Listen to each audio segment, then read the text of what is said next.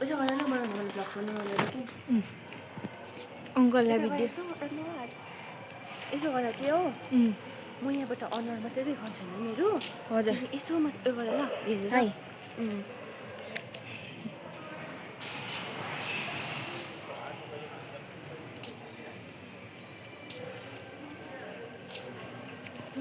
जाउँ न कोही त छैन रहेछ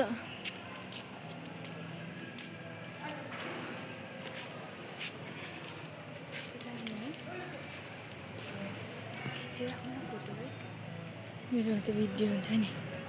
जाउँ ऊ परतिर पनि जाउँ न